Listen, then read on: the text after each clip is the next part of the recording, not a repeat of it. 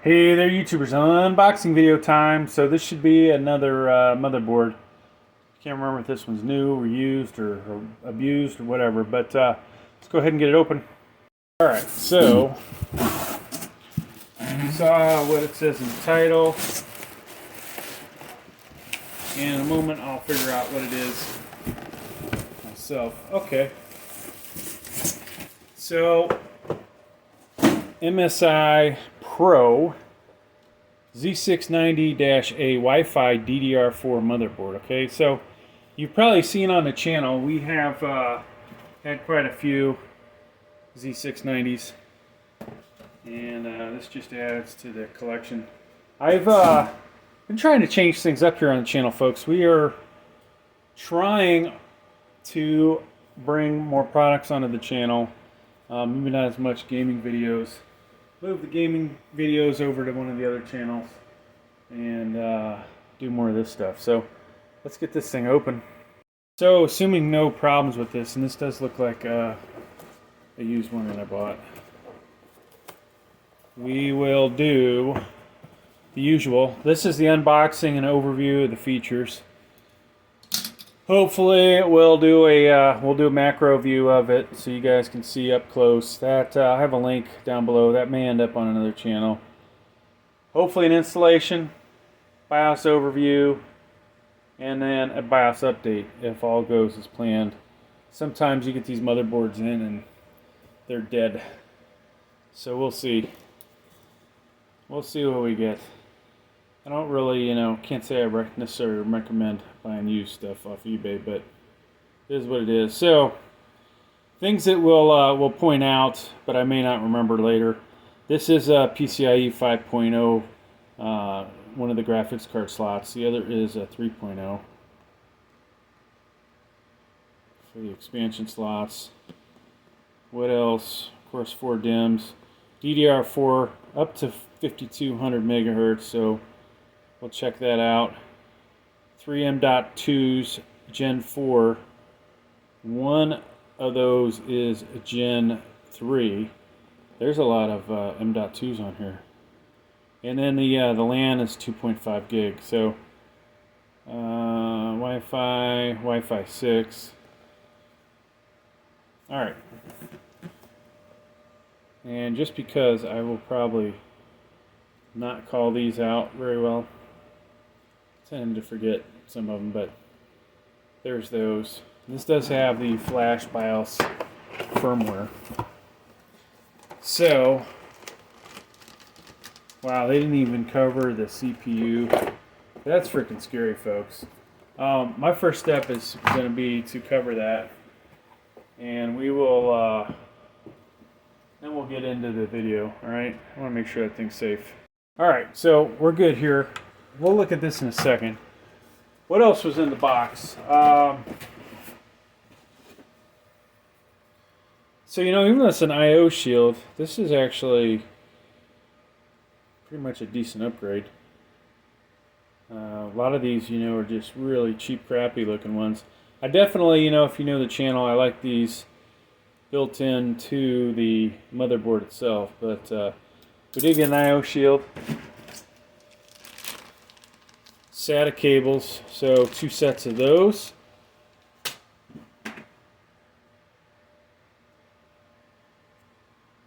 Not sure. Looks like that was part of a graphics card. Antennas, that's good.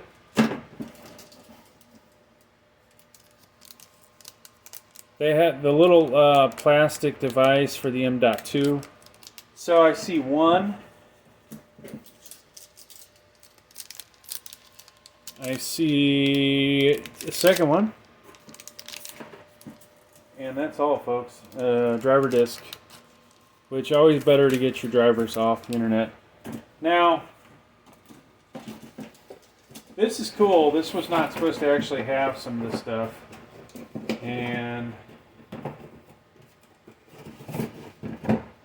that is, that's actually kind of feels like a bonus.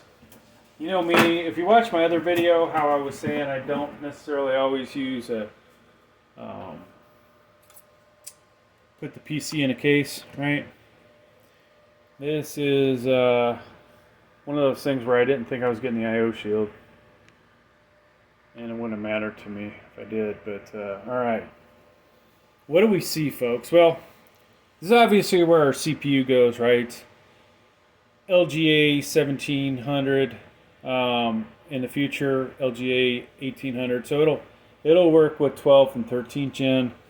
In case you've never used one of these, this works a little different than 10th and 11th, the way that opens up, okay? And, you know, just like I said, always try and keep that covered. You'll see in some of my videos, I may forget to do that, but it's definitely a wise thing. So under here, but this is a heat sink. So one of our Gen 4 M.2s is here. All right. We've got a second one here.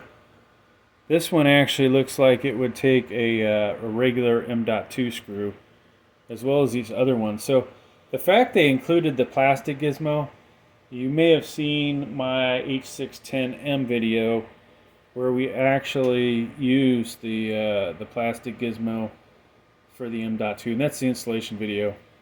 This one appears that it might not need it. Now I don't have an M.2 screw. Actually I do. I lied. I don't have my good Phillips head. This is probably going to fall off like a gazillion times. Yeah. So potentially I could sell those screws on eBay. Yeah, maybe I'll do that. They're probably worth some money, right? All right, so 1M.2, 2, 3, 4. And that's pretty impressive. 3 of those were Gen 4, and 1 was Gen 3, if I remember correctly from the box. 4 RAM slots, okay, DDR4. On the channel, we've only got so far the one D5. I don't know, honestly, if I'm going to buy any more D5 motherboards for a while until the RAM comes down and or they get up to like 7,000, 8,000. Some ridiculous speed where I go, okay, I got to have this. Of course, for those of you that are newbies, if you have 2 slots, 2 sticks of RAM, you're going to want to stick them in this slot and this one, okay, A2, B2. There's a little picture right here. Not going to be able to see it probably unless you watch this on a big screen, but pretty much all the newer motherboards, you know, tell you to look there. Okay, so PCIe 5.0 capability. Obviously right now we're only running 4.0, and then these both should be 3.0 according to what I saw. I'm kind of surprised one of them's not a 4.0. So I will do a macro video where we'll get up super close to this stuff and you'll be able to read everything on here. In this case though, folks,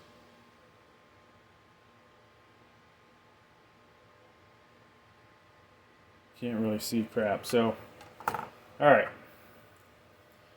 So we have the 3 full-size PCIe's. One of these where you could put in a Wi-Fi card or one of those expansion cards that will allow you to put in USB 3.0s. This is in kind of a crappy spot. It would have been better to have it in this area. You get a trade-off here. Either you get all these M.2s or you get a, you know, this in a good spot. But my favorite thing is when they put this above this guy. But once again, this is the motherboard if you have a lot of drives. I mean, I may upgrade my kid's computer because he's always running out of space, all the games he's got. All right, so there's your expansion cards. You got the 1.0 there, PCIe 3.0 by 1. All right, let's go down here, folks. HD audio, all right, and you'll notice one pin is missing here. That's on the motherboard, it says JAUD1, okay, HD audio. So from your case, the case connector is going to go there. I'll skip over this. USB, excuse me, case connectors. You've got for your fan headers, okay.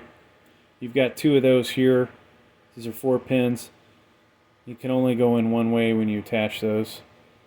USB 3.0 header. This is going to come from your case. This motherboard has a second one up here. All right. So if you happen to have a case that's got 4 USB 3.0s, you're going to need both of these for that. If your case only has 2, then you're only going to use one. Two USB 2.0s here, okay? 2 SATAs. And unlike the MSI Pro H610, this has 4 SATAs. 4 horizontal and the 2 verticals. Alright. Over here are your front case connectors. So you're going to find your power switch in there, power LED, hard drive, and the reset switch will have connectors there. And should be some RGB on here somewhere, you would hope.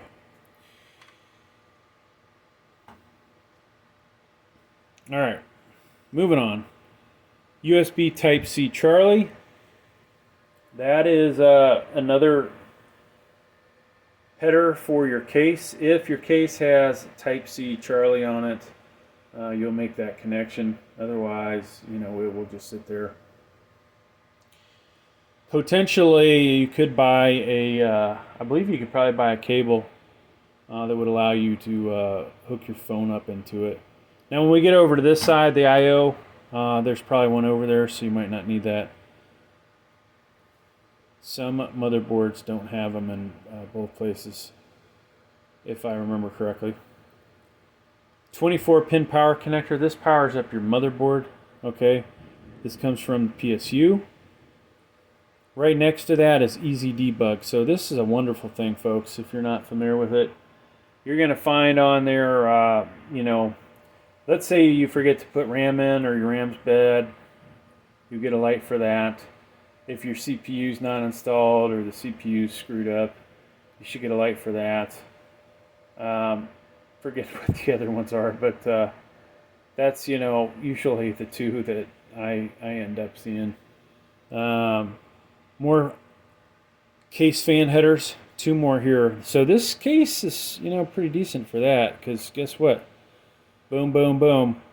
So without looking at the manual, which I don't have, one of these is going to be your CPU fan header. The other is probably an optional, and then we should have another case fan header here, okay? Wow. So, you know, we've had a lot of Z690s on here. Not a single one of them has had 2 1x8s. This should be pretty awesome for overclocking.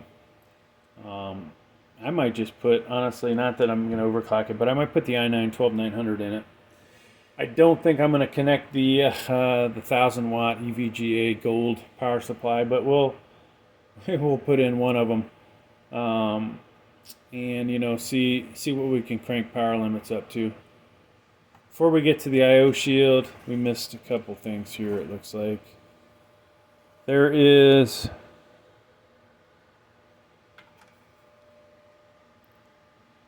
another fan header there. All right.